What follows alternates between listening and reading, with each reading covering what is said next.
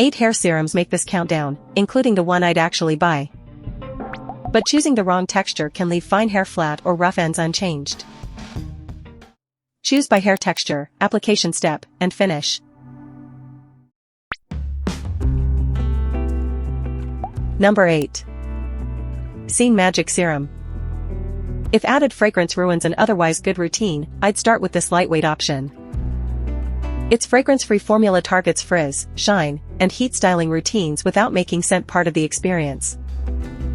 But shoppers who enjoy fragranced styling products may find its practical positioning less appealing than a richer oil-forward finish. I'd skip it if fragrance isn't important and you want more coating weight, or if complete performance documentation is essential.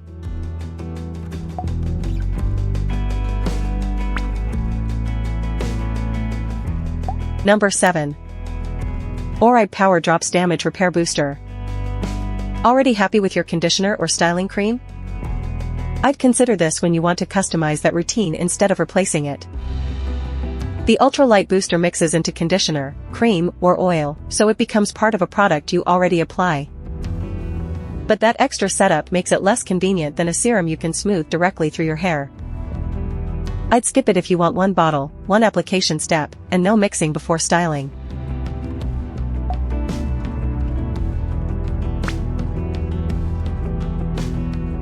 Number 6.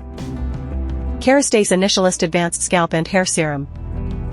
This isn't my pick for quick shine before leaving home, it's built around a post-wash scalp and hair routine. Its lightweight formula goes on after towel drying and absorbs quickly without leaving an obvious residue behind. But that application style is more involved than smoothing a finishing serum over dry ends and flyaways. I'd skip it if you only want immediate polish, especially when scalp-related performance documentation is required for your decision.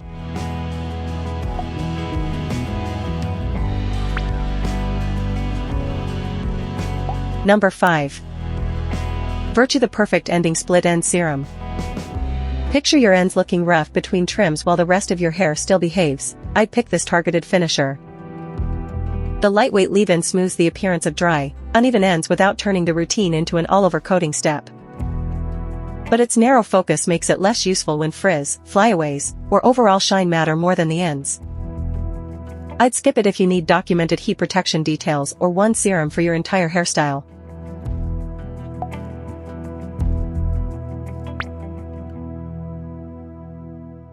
Number 4. Davines Love Smoothing Perfector.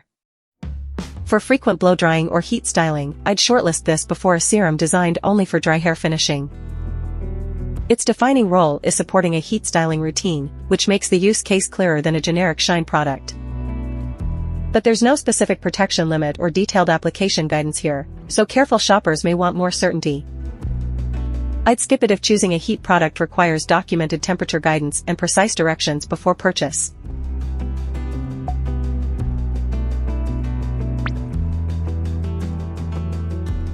Number 3. Curlsmith Frizz Rescue Finishing Serum.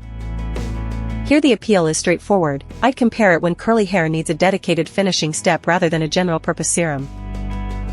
Its curly hair positioning gives you a focused starting point when category fit matters more than broad styling versatility. But the available details don't explain its texture, application method, or how much finish it leaves behind. I'd skip it if you need ingredient detail, precise usage guidance, or a predictable feel before committing.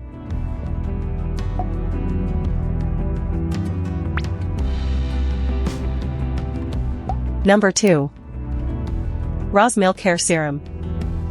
Fine hair can lose movement under rich products, which is why I'd choose this when lightness comes first. Its silky, featherlight texture supports detangling, softness, frizz control, and definition without leaving waves or curls looking crunchy. But shoppers who prefer a richer, more coating finish may find this too restrained for their styling goals.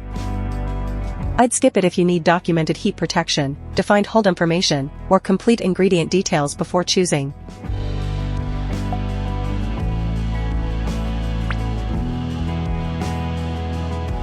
Number 1. IGK CryBaby Smoothing and Finishing Serum. This is the one I'd buy because it handles everyday smoothing without locking you into one application moment. Its lightweight oil serum texture works on damp or dry hair, adding shine while tidying flyaways and dull-looking ends. But the oil serum format won't suit shoppers who avoid oils or want fully documented heat limits and directions. I'd skip it for an oil-free routine, but for versatile finishing without a heavy feel, this is my strongest pick. Choose Scene to avoid fragrance, Oribe for mixing, and Kérastase for post-wash scalp application. Choose Virtue for ends, Davines for heat routines, and Curlsmith for curls. Choose Rōz for fine hair and IGK for versatility.